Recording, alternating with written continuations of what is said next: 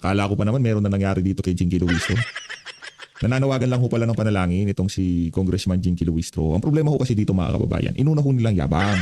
Yan ang problema dyan. Noong nasa House of Representative level pa lang ang impeachment na ni VP Sara, ang ibinibida nila sa ating mga kababayan, malakas ang ebidensya, yari si VP Sara dito, abangan niyo yung mga testigo. Nati 350 million na ho tayo mga kababayan. Diba? Pero mapahanggang sa ngayong mga panahon na to, hirap na hirap po sila na kumbinsihin ng sambayan ng Pilipino na dapat ma-impeach si Vice President Sara Duterte. Ano ang mga dahilan? Una sa lahat, yung estado ng pamumuhay ng mga Pilipino hindi akma dito sa ginagawang impeachment na to. Yung panawagan na accountability, saan? Doon sa 125 million? Pero yung trilyong-trilyong ninakaw sa kaban ng sambayan ng Pilipino, pinagkikibalik at niya, nakukornihan ang ating mga kababayan dito sa proseso na to. Dahil napakarami nating issue na dapat tugunan, ang inuuna natin ay ang pagpapatalsik kay Sara Duterte, gayong alam naman natin na merong importanteng problema ang ating bansa ngayong mga panahon na to pagdating sa kriminalidad, pagdating sa flood control, pagdating sa korupsyon at sa napakarami pang bagay na nangyayari ngayon sa ating bansa. Pero bago yan, isang like at isang subscribe. Masaya na po tayo dyan sa mga gusto sumali sa ating community. Join button nandiyan lang sa baba. Bago tayo magtungo dito kay Atty. Harold Respicio, dito ho muna tayo kay Bay. Pero pala bago kay Bay, dito ho muna tayo sa paghingi ng panalangin. Ito si Jinky Luistro. Pray for sa VP Sara conviction. Luistro calls on public ahead of impeachment. Ano yan? Naiintindihan ng ating mga kababayan kung ano talagang totoong nangyayari dito sa impeachment na to. Hindi mo kailangan manawagan ng panalangin. Hindi mo kailangan manawagan ng panalangin. Kung mabigat talaga mga ebidensya, hindi nyo kailangan magmakaawa sa publiko na tulungan kayo para convict itong si Vice President Sara Duterte.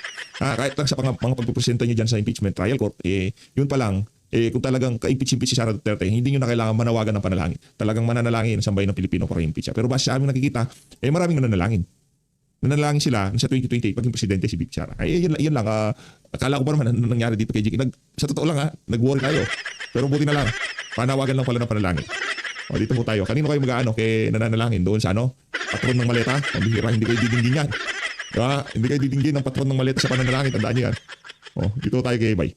Grabe, sobrang napahiyaho itong witness kahapon sa impeachment. Yan. Bakit to? Kasi ganito nangyari. Pinipilit ni witness na meron ng due demand doon sa AOM. Ano muna yung AOM? Yung Audit Observation Memorandum. Ano ibig sabihin nun? Sinasabi ng witness na may due demand na yung AOM. Ibig sabihin na nagdi-demand na isoli yung pera at ibalik kung ano man yung mga dapat ibalik ng Office of the Vice President. Pero napakaganda kung paano pinaliwanag at ginisa ni Senate Presiding Officer Chis Escudero itong witness. Bakit? Napaamin niya na wala pa palang due demand yung AOM. Ayon mismo doon sa letter. Ano ibig sabihin nun? Ganito yun Ano ba ibig sabihin ng due demand? Ang due demand po yung parang humihingi ka na. Dinidemand mo na. Ngayon na kailangan mag-comply ka. Parang ganito. Nagpautang ako halimbawa sa isang kaibigan ko. So, wala kaming usapan kung kailan siya magbabayad Tapos one day, nung nakaharap ko siya, bigla ako sinabi, bakit di ka marunong magbayad ng utang mo?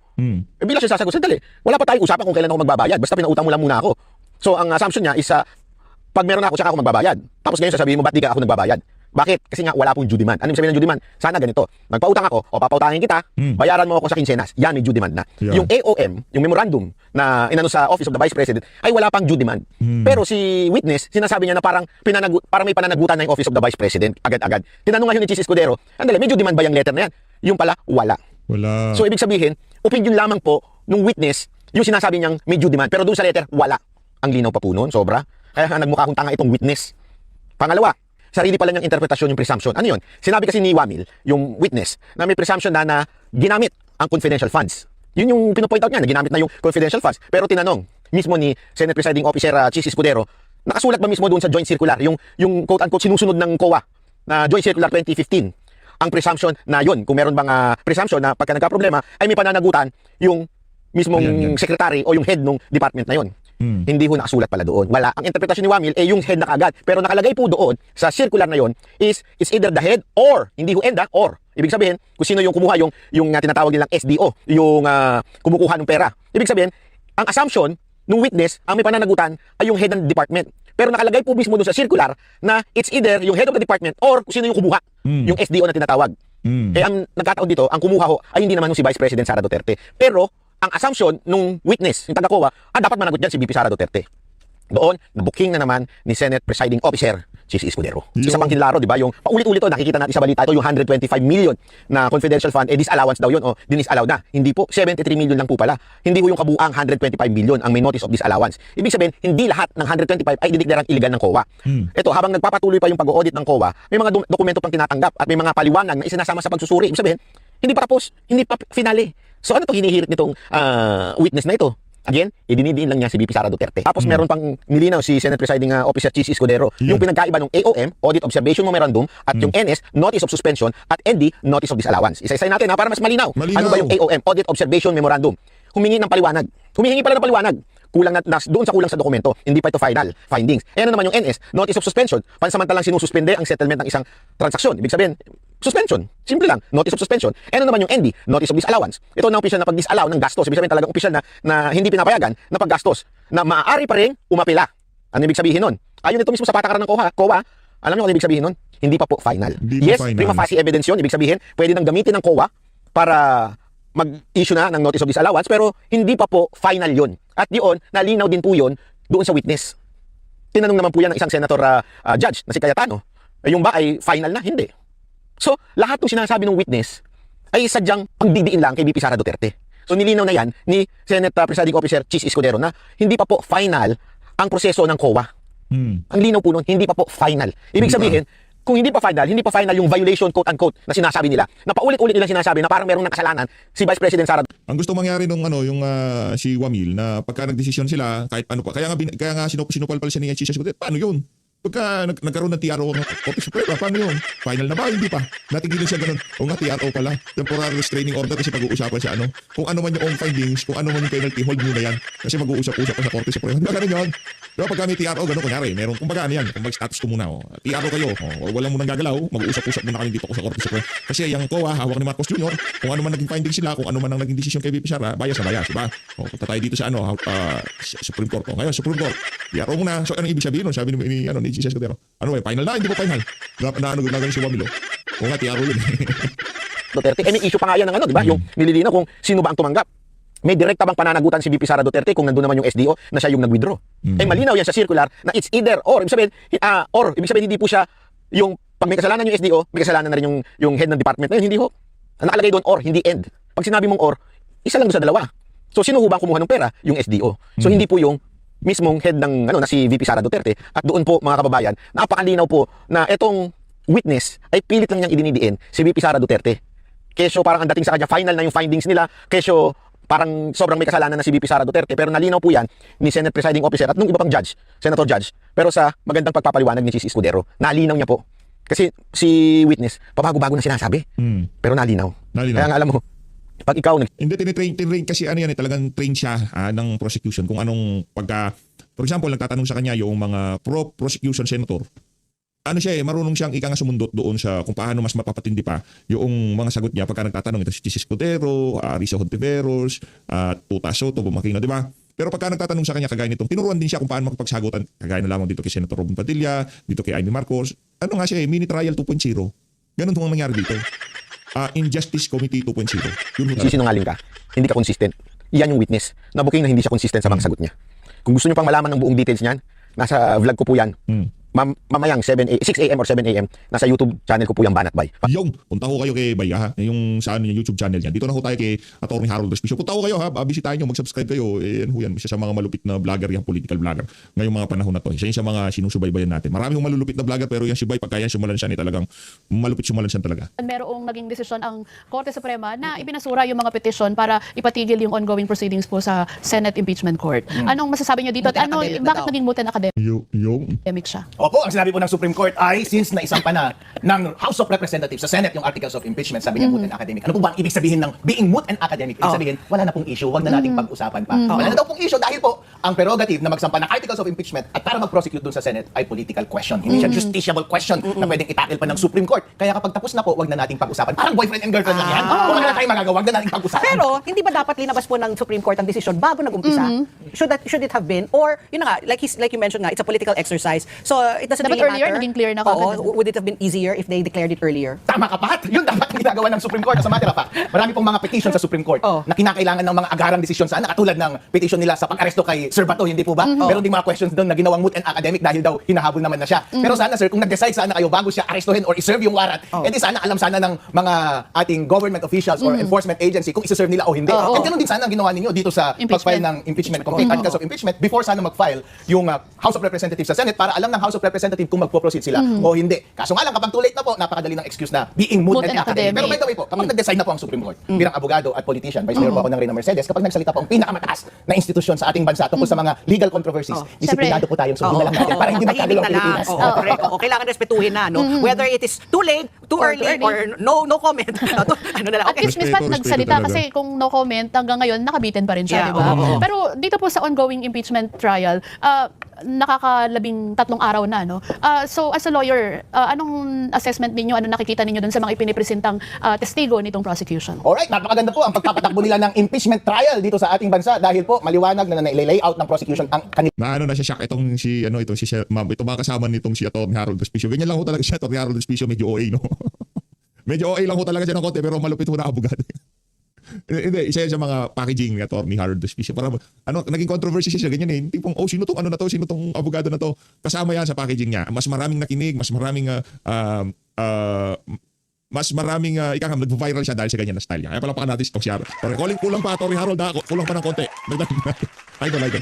Kudos. Shoutout kay mega love shoutout kay Atty. Harold Despicio. Ilang case at nabibigyan po ng due process this time dahil may pagkakataon na mag-cross-examine ang depensa at extensive ding magtanong ang ating mga senador. Kaya ang taong bayan po nagkakaroon ng sufficient legal and political context at naiintindihan nila yung proseso. Kaso nga lang kung minsan nakaka-boring. Pero hindi po balik. Basta po ang mahalaga pagdating po sa huli, alam natin kung totoong nagkasala ba o hindi si VP Sara Duterte. Ngayon po, itanong natin, yung mga witness, epektibo ba? Yun Na ipakita So nila far, ang guilt ni VP Sara nakakadalawang Duterte. articles of impeachment Opo. na una tinatalakay. Yung una yung Yung tungkol grave dun sa grave threat. Di ba sabi nila kung i-atras na nila yung ibang mga articles of impeachment pagka nakita nila na okay na, pwede na yan. Sa tingin natin, wala pa, ngayong mga panahon na to, wala pa silang i-atras. Tapos ngayon naman ay dun sa misuse of confidential fund and intelligence funds. Oo. Yung dito po ang iniharap nila, una pa lang na testigo ay yung dating Attorney state Wamil. auditor. So Opo. far, how is he as a witness? O tanong ko po sa inyo, Weng and Pat, sa tingin niyo po ba ay sufficient na yung iprinesenta ng prosecution para ma-impeach si VP Sara Duterte sa mga articles na prinesenta nila so far? Hindi po kami abogado. Hindi kami abogado. Hindi muna kami magko-comment kasi baka sabihin Baka sabihin, oo. nagmamarunong kami. Hindi po. That's why so far as a lawyer, the legal proceedings, has it been sufficient in form and in substance? Has it been impartial at the very least? O sige po, si Atty. Harold Despicio na sige. lamang ang magmamarunong. Oo. Ang teorya po ni auditor, CPA lawyer na si Atty. Wamil ay ganito po. Kasi meron pong provision doon sa circular ng COA na nagsasabi na kapag ikaw ay accountable officer at upon demand sinabi na mag-liquidate ka at hindi ka nag-liquidate, prima facie Yeah. na ikaw ang nagnakaw. Ayun po ang tanong. Una, prima facie. Ano pong ibig sabihin ng prima facie? Presumption lamang. Ano ba ang proof na required para ma-impeach? Sabi ni Senator Defensor Santiago noon, less than proof beyond reasonable doubt pero more than substantial evidence. Substantial. Pero nasaan po yung presumptive or yung prima facie? Less Wala than pa. substantial. Less than. Therefore, sufficient ba yung presumption na yun para ma-impeach si VP Sara Duterte? Hindi po. Secondly, accountable officer ba si VP Sara Duterte? Doon din po, sa same circular, nakalagay po doon, ang accountable officer ay ang siyang may hawak ng Ng pera pera. or may kakayahang humawak ng pera. At sino po yung taong iyon? Ang nakalagay po sa circular, yung head of agency si VP Sara Duterte or yung isang special disbursing officer. Yung- Or ang nakalagay, hindi end. Kapag end po ang nakalagay, ibig sabihin pwedeng sila ang Silang sabay. Kapag dalawa. or, is either one One or person the or other. the other. Alam niyo naman ho yan pag sa bangko, di ba? Pagka magbubukas kayo ng account or saka end. Di ba? Pagka end, dapat pag mag-withdraw kayo, kayong dalawa nakaharap. Pagka or, kahit sino sa dalawa. Tama ba? Yung abogado siya, Atty. Harold Despicio. Wala akong ka-or o ka-end eh. Pero since meron ng special disbursing officer, hindi na si VP Sara Duterte yun. So hindi na siya yung accountable officer. So hindi na rin dapat siya yung magsasuffer ng presumption na ninakaw yung pera. So ang sisisihin dapat natin ay hindi si VP Sara Duterte, kundi yung disbursing But there was officer. also, they were able to show that the VP Sara signed off Sa mga plano po. Vice Mayor din po ako, Presidente rin po si BBM. Lahat po ng head of agency, nagsasign po yan sa mga papeles. But where does accountability come in? Kung sino po yung humawak ng pera. Yun po ang nakalagay sa circular. Kung sino ang humawak ng pera. So parang ako I just play devil's advocate. So kunyari ako yung disbursing officer, inutusan ako ng boss ko. Syempre ako nakasign, sabi mo nga no, pero may approval niya. So ako ang if ever mananagot, ako yung makukulong, maski nautos ng aking boss. Saan po yung accountability? Parang Meralco bill natin, di ba? Yung mga mamabata sila nila na hindi naman tayo kinonsulta. Tapos natin pala ipapasa. So where does it come in terms of liability and accountability? Where do you draw the line? Kapag ako po yung head of agency at inutos ko sa'yo, oy, Oo. mangupit ka dyan. Oo. Tapos kumupit ka nga, tapos binigay mo sa akin yung pera, ako may kasalanan at ikaw. Oo. Kaso nga lang, ikaw lang may hawak ng pera, pumirma ako ng mga plano, pumirma ako ng approval, pero ikaw lang ang kumupit, ikaw lang ang may kasalanan. Yun po ang sinasabi ng batas. Since ikaw lang ang humawak ng pera, ikaw lang ang accountable officer. Pero meron din pong separate provision yung PD 1445. Ang nakalagay doon na kapag head of agency ako at ikaw yung accountable officer, Yeah. meron akong responsibility to exercise due diligence na katulad ng isang father of a family para i-supervise po kita. So kapag hindi kita pinabayaan lang kita at naging grossly neglectful ako sa aking trabaho, pwede ako mapanagot, pero maaring hindi criminal 'yun kasi ikaw pa rin naman ang nagnakaw, naging neglectful lang ako, pwede akong singilin. Pero unless, may ipakita nila na nanakaw yung pera, kayo po yung may hawak ng pera, kayong nagnakaw, pero utos ko po at ako ang nakinabang. Kapag naipakita iyon, mananagot po ako. Kaso nga lang po dito sa impeachment trial, hindi nila naipakita yung connection kay VP Sara Duterte. Puro pirma lamang ng approval, pirma ng plano. Pero if That's not ever, enough. The approval? The Hindi. signature that you approved it? It's not Ay, enough? hindi po kasi si Office of the President, BBM, Oo. meron pong notice of disallowance din. Kalahating bilyon po ang naka-appeal po sa korte ngayon. Siya rin po ang nakapirma sa mga plano. So ibig sabihin po ba kapag nagnakaw yung driver niya, siya rin po dapat ang makulong? Okay. Pero yung tinatawag natin, kasi nga ikaw yung pinaka-head of agency, so responsibility mo siya. Sabihin na natin na not impeachable offense, pero administratively, may pananagutan ba ang isang head of agency? Meron po administratively or civilly. Nakalagay po dyan sa presidential decree na nabanggit ko kanina na yung responsibilidad niya ay mag-exercise ng sufficient diligence. Kapag hindi po naipakita, solidarily liable po ako. Kung ano man po ang nanakaw dahil sobrang neglectful ako, baka ako po ang dapat mag-refund. Kasi by default po, yung accountable officer lang ang mag-refund. Administratively, of course, kapag ipinakita na neglectful ka sa iyong public duties, dapat matanggal ka dyan. Pero not impeachment, of course. Kasi ang nasa impeachment po, ang grounds for impeachment ay mabibigat. Hindi lamang mga neglectful acts. So ilan dun sa mga ipinresentang dokumento kahapon ay yung mga acknowledgement receipts. Ayun, hindi OR. Hindi OR, acknowledgement Invoice. receipts. Yeah. So alam naman natin na kahit sa mga pribadong kumpanya tinatanggap yung acknowledgement receipts. Pero dun po sa in the process of the markings or dun sa stipulation kahapon, merong hindi pagkakasundo yung defense at saka yung prosecution. So para lang maayos, sabi ni Attorney Kapunan, o sige, yung mga dokumento nyo na lang yung gamitin natin para tanggap nyo na lang lahat. Pwede ba yun na yung mga ebidensya na hawak ng depensa ang gagamitin ng prosecution dun sa kanilang direct examination? Ang mahalaga lang po sa trial ay identification and authentication. Hindi po pwedeng mangyari sa likod yan, sa clerk of court. Hindi po mangyari yan sa labas ng open court. Mangyari dapat yan sa open court. So kapag gusto po ninyong magpresenta ng ebidensya base sa dokumento, ipakita nyo po yung dokumento sa witness. At i-identify nyo yun muna. At yung kontra-abogado ay titingnan nyo yun kung pareho. Tapos i-authenticate niya, sasabihin niya kung totoo to o hindi. Lahat po ng prosesong yan hindi pwedeng ilagay sa labas. Kaya po object ng object yung depensa. Last time kasi po ayaw nilang i-stipulate yung identification and authenticity. Hindi po naman nila obligasyon, sabi nga ni presiding officer, na mag-stipulate. Karapatan nila na since burden po ninyo na mag-prove ng iyong case, edi pahihirapan namin kayo. Ayaw namin padalhin ito para sa inyo. Trabaho nyo yan eh. Kung nahihirapan kayo, di problema nyo yun. Di acquit ninyo yung pinoprosecute ninyo. Yun po yung strategy. Bilang abogado po ako, supported po ako doon. So yung isa rin na parang naging issue, no, yung paggamit ng confidential funds na meron nga kay Mary Grace Piato, 70,000 sa gamot. Tapos meron rin para sa pagkain. Sa equipment. Equipment na dapat may travel rin di ba? If I'm not mistaken. So those things, sabi ni Attorney Wamil, hindi yan dapat sakop. That shouldn't Ng fall confidential ng confidential fund. Kumbaga, ibang item kasi dapat intelligence gathering. I don't Or know how dapat they daw do it. sa MOOE, Oo, operations. sa operation, maintenance and operation. So, how do you, paano yung maano yun? Paano mo yun may explain? Hindi siya sure dyan si Attorney Wawil. Bakit po? Dahil hindi siya gumawa ng audit query. Kasi po, ang audit query, kapag nakakita ka po ng dokumento at nakikita po ninyo, ay hindi siya compliant sa legal na batas, pero may doubts ka. Kapag may naka-open and close parenthesis dyan at nakalagay gamot, bumili ba ako ng gamot sa Mercury? O binigay ko yung pera sa tao para ipambili niya ng gamot? Gamot. Kasi po kapag binigay ko yung pera sa tao para ipambili niya ng gamot, baka in the nature of rewards yun at pumasok siya sa coverage ng circular. Kaya po magtatanong ka muna doon sana kay Attorney Powa para liwanagin niya kung ano yung nature nun. Ngayon nga lang po, sabi niya, since hindi po yan included sa circular, ang sinabi ko na lang ay nag-issue na lang ako ng audit observation memorandum. Ang ibig sabihin po nun ay parang penalty ka na. Sinabi niya na kaagad conclusively na nagkasala ka. Hindi mo nga niliwanag kung ano ang nature niyan eh. Pinakasalanan mo kaagad. Sa auditor din po ako, isa po akong CPA. Kapag nag-audit ka po, Kaya pala mahusay itong si Atty. Respicio, CPA din pala siya. talagang mag-query ka muna dapat sa responsible person kasi baka magkamali ka. Kapag hindi mo tinanong yan and eventually may lumabas na ebidensya na mali ang pagkakaintindi mo, ay talagang sisibakin ka ng employer mo. Ganun po dapat ang ginawa ni Atty. Wamil. Meron din po mga date doon nakalagay. 22/12/26. Ang interpretation po ni Senator Erwin Tulfo ay 12 December 22, 2026. Oh. Pero pwede rin namang interpretation na December 26, 2022, for which the liquidation was attributed, di ba? So, ang audit query po sana ang makakasagot ng mga bagay-bagay na yun, pero hindi ginawa ni Atty. Wawil just because hindi daw nakalagay sa circular. Pero sir, customary po yan sa pag-audit. Ang iyong pagkipag-meet, pagkipag-text sa iyong mga kliyente, sa iyong mga ina-audit, hindi rin nakalagay sa circular yan. Pero ginagawa mo, hindi po ba? Dahil customary yan sa audit. Ganun din po ang audit query. Every time na meron kang nakikita, just be sure na sure ka na may violation bago mo gawing findings na official findings yan through the AOM. Yun po ang ginawa niya. Kaya po maraming doubts na kahit sinasabi niya na mali ang date, mali ang purpose, bossing, hindi ka sure yan kasi hindi ka nag-audit query. Pero kasi ang isang sinasabi niyo wala daw kung sinabit ng mga evidentiary In-depth yung kay Bay talagang kumbaga yun yung mga dapat malaman ng mga layman kagaya natin, mga ordinaryong Pilipino. Pero kung gusto mo pang mas in-depth na pagkaintindi diyan sa mga nangyari sa Senado, Atty. Harold Respicio, malupit. documents ang ang OVP. Ayos. Sa first instance lang po yun kasi po ang nakalagay po sa ating batas ay dapat mag-liquidate ka. At kapag nag-liquidate ka po, just show proof of success. In the belief ng mga staff ni VP Sara Duterte, nung nasa DepEd siya at saka nung nasa OVP, ngayon nasa OVP siya, sa kanila sufficient na po yun. Kapag may kakulangan po at may question ka, di tanungin mo at mag-request ka pa ng additional document bago mo tapusin yung audit. Kaso nga lang po, madali-dali. At yun din po ang naobserbahan natin kahapon sa hearing, naobserbahan ng mga senador na medyo bitin ata yung ginawa mong audit kasi paper-based lang ang ginawa mo, hindi mo alam yung context ng confidential transactions, national security, kapag nakikipag-transaction ka ba sa mga rebelde, informant ng mga rebelde at mga terorista, meron bang official receipt yan? Yung mga ganun po. So walang context, sinabi na rin ni Senator Panfilo Lacson, paano mo nasabi na Na ibigay hindi yung totoong pangalan mga na tao yan, wala ito. ka naman palang security clearance, paano mako-conclude yung mga bagay-bagay na yan? Therefore, masyado kang nagmadali sa audit, hindi mo ginawa lahat, hindi ka nag-attain sa pag-audit po. Bilang auditor, responsibilidad po namin na magkaroon ng reasonable certainty or assurance, kaya nga po reasonable assurance ang tawag kapag nag-audit opinion, na tama ang iyong ginagawa. Kaya kapag puro dokumento ka lang at wala kang verification sa source people or counterparties, kulang po ang iyong trabaho. Dahil po, baka meron silang alternative explanation na ma-justify bakit ganun ang nakasulat. Baka i-correct nila yung nakalagay doon or dadagdagan nila ng documentation. Hindi ka po mag-i-issue ng audit findings in the first instance na magbibigay sila sa'yo ng documents. Ang isang napansin pa nga ni Senator Lacson, dapat daw magkaroon ng recommendation na ayusin yung Proseso. circular at isama yung parang in-evaluate mo na parang tukuyin mo kung totoo ba itong mga taong ito in the process of your evaluation.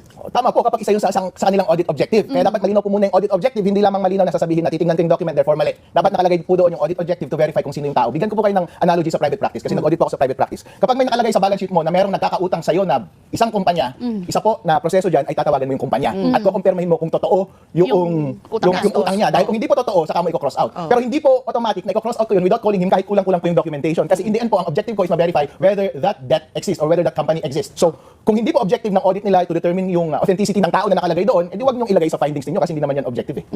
So are you saying also na kulang na kulang yung audit findings? It is not sufficient. Kulang na kulang yung audit findings and for that purpose, kulang na kulang din po yung ebidensya to declare the guilt of VP Sara Duterte. Kaya titingnan po ninyo, ang impeachment trial po ay para tanggalin ang isang democratically elected official kapag OVP, kapag Vice President ang ini-impeach natin. May mandato po yan ng ating demokrasya. Kaya nakalagay po sa ating saligang batas na mabibigat dapat yung mga pagkakasala na kanyang ginawa. Ang naipakita lang po so far ay magagaan na pagkakasala at pagkukulang ng accountable officer na hindi siya or ng kanyang mga staff. Tingnan po ninyo, kayo rin po ay mga may negosyo din po at nagtatrabaho, may mga staff po kayo. Tinitingnan niyo po ba yung mga resibo? Isa-isa. Yung kada resibo po, Kaya tinitingnan niyo sa po ba? liquidation dapat sinecheck yun. Check po ninyo, pero yung reasonable less lang ang tine-check ninyo, hindi niyo tinatawagan ng kada tao.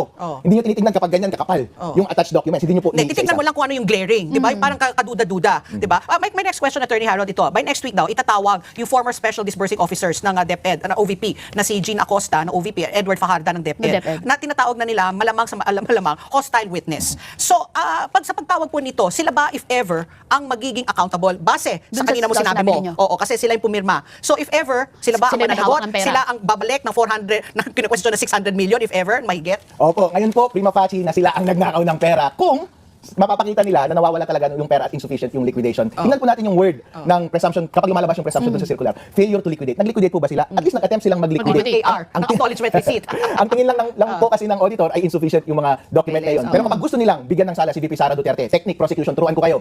Dapat i-elicit nyo sa kanilang bunganga na si VP Sara Duterte mismo ang nagutos. nag-instruct sa kanila na kupitin nila yung pera at ibigay yung pera kay VP Sara Duterte. kanya. Kapag walang ganong nexus, hindi nyo pwedeng bigyan ng sala si VP Sara. So sila nga ang mananagot kung sakali. Kasi pinapabalik may order di ba? Ang Kasi COA na dapat- ibalik at least 440 something million I was watching the news Hindi pa yesterday. final yun. I don't remember na the breakdown. But that was also a question na maski na ibalik ng OVP o ng DepEd yung halaga na yon, it will not kumbaga it will not absolve her of her impeached complaints against her. Opo, kasi po separate regime po yun ng batas. Basta kapag nasa Huwag ko kayo magalit kay Ma'am Pati ano lang ho siya. Demon's advocate lang ho siya dito sa segment ng video na to. Demon's advocate. Devil ba? Devil's advocate pala, sorry. Devil's advocate. sa COA tayo, kapag may notice of disallowance, ibalik mo daw Ibalik yung pera. mo So, na. ibalik mo yung Bibili pera, ka na. whether or not, kakasuhan ka nila sa ombudsman, isang regime ulit yun kasi sa paniniwala po nila, merong prima facie evidence na non-appropriate ng accountable officer yung pera. So, good luck po sa kanila. Ayan, ako, masalimuot pa ang impeachment at mahaba pa ang tatakbuhin. Dito naman tayo sa isang issue, medyo mahaba itong mga discussion natin. Kaya nga Yung flood control, kasi nung SONA, sabi ni PBBM, kakasuhan na daw yung dating Speaker of the House. Siyempre, yun yung kanyang pinsan. Pero hanggang ngayon, nag-aabang pa rin yung mga kababayan natin kung ano na ba ang status after 2 weeks na after ng SONA. Opo, hindi lang po 2 weeks after SONA dahil si 1 Jesus year, Crispin Remulla at saka siya rin mismo nung mga nakaraang buwan pa po ay nagsasabi nakakasuhan na yung mga mastermind katulad nila Zaldico at nila Romualdez at saka yung mga bodyguard daw ni Zaldico na silang nagpaikot-ikot at nagbayad ng pera at nagnakaw ng pera. Pero ang bottom line po, sino po ang tinuturo nila? Secret! Yung executive daw, sino ba ang executive natin? Base sa saligang batas. Pero by the way, ang naobserbahan lang po namin na nakakasuhan ay sila Senator Marcoleta, Mike Defensor. Ngayon po, inuusig nila si Lian Leviste at saka si Congressman Jing Paras. Hindi ko alam kung mababait o masasama itong mga taong to talaga, pero na may nakikita akong pattern, sir.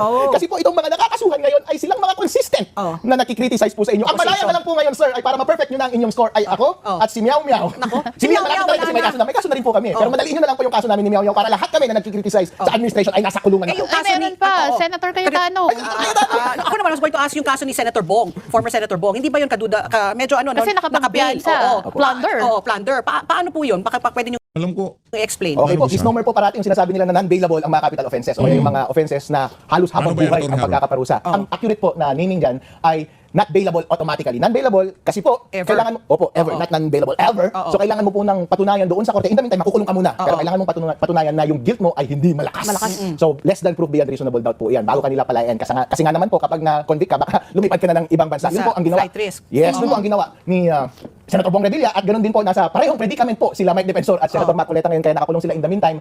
I'm sure ang priority nila ngayon ay mag-petition for bail at magkaroon ng hearing and to prove na yung evidence of guilt is not strong. So sabi po ng Sandigan Bayan, yung evidence na pinesenta ng prosecution ng ombudsman during that hearing for bail ay hindi po malakas. At isa sa mga nabanggit nila ay nagbigayan daw naman kasi ng pera before pa nilabas yung funds. So, okay, so hindi pa daw public funds yun. So anyway, bahala po kayo dyan. So nadaan sa technicality pero nasa kanila na po. Kung yun po ang finding nila, alright, mag-bail ka, Pero Senator, at paano makalaya yung mo na. sa kaso ni Senator Jinggoy Estrada? Kasi bagamat meron siyang pending petition para makapagpiyansa siya, pero may naunang dinismiss yung Sandigan Bayan, yung kanyang petition para doon sa fixed amount of bail. Anong ibig sabihin nun? Bakit merong ganun?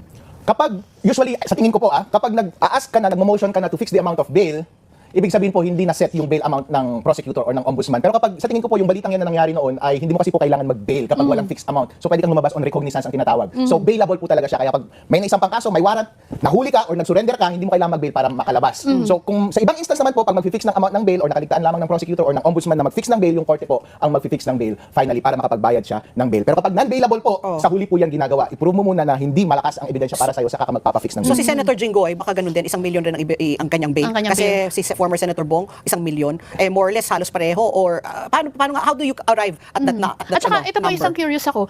Kasi may iba-ibang kaso yung kinakaharap nila. May plunder, may malversation, merong graft and corruption. Doon sa ibang aspeto, bailable kagaya sa graft and corruption. Tapos may plunder sila. So sa plunder hindi sila pwede mag-bail. Bakit nagbe-bail pa sila doon sa graft and corruption? Kung di naman sila nakakulong din naman makakalabas. Exactly, Weng. Ganyan po, kapag kinakasuhan po sila, syempre, madaming ikakaso sa kanila. Okay. Merong pong bailable at merong non-bailable. Bilang abogado po, kapag non-bailable at nakakulong siya, hindi ko muna papansinin dapat. Yung mga bailable kasi kahit nag-bail ako doon, hindi pa rin naman ako makakalabas in any event. So ipaprioritize ko po yung hearing for bail ng non-bailable offense, and then kapag tapos na po yun, sabay-sabay ko po silang babayaran lahat para sa lahat makakalabas po ako. Pero yung iba kasi kahit pa hindi pa nasasagot yung sa non-bailable, nagbe-bail na din sila. Opo, kahit nag-bail ka po, nasa kulungan Hindi ba ka pa rin parang for the sayang other yung offense. hindi ba parang nasasayangan lang ako dun sa binabayad Ay, wag ka naman. They will pay anything para lang makalaya. Ito, attorney, kasi nga may dalawang articles na narinig. So far, yung Article 4, which was the first one, tapos yung ngayon, yung Article 1. Oo. So far, sabi ni Attorney Powa when we had him on the show a few weeks ago, you just need one. Diba? Para ma-impeach ka. Not all four. You don't have to be guilty on all four. When do they announce or when do they make the decision? After all the hearings? Tapos ano na lang muna, parang, because it's a popular, kumbaga sabi nga nila, it's a political exercise eh. So ano yan, mag-ano sila, digital listening, kung ano ang sinasasaloobin ng mga tao bago sila magdesisyon? Kung maalala po ninyo sa panahon ni Chief Justice Corona noon, pinatapos muna lahat ng mga hearings at lahat ng articles at meron din po during the course of the proceedings, nag-withdraw sila Inurong. ng mga articles kasi sa tingin po ng prosecution ay sapat na yung na-establish nila na ebidensya. Kaya po, kapag nagbobotohan po, tapos pagdating sa uli, magbobotohan lahat ng senador, ang wish po ng prosecution ay meron sanang 16 na magboto sa kanila ng at least isang articles. Kaya po yun ang tingnan natin. Pero tama po yung sinabi nyo, Miss Pat, dahil primarily political exercise pa rin itong mga taong ito. Ang ating mga senador ay representative ng taong bayan. Dapat nilang i-reflect and i-carry yung sentimiento ng publiko. Kaya responsibilidad nila na kapag boboto sila, ay dapat reflective iyon ng damdamin ng Sentimento. taong bayan. Okay, maraming salamat, Attorney Harold. Very ayun, maraming salamat, Atty. Harold. Dito na muna tatapusin ang ating reaction video. Maraming salamat sa pagsupport sa page. Maging ito kayo lahat. Manlahat.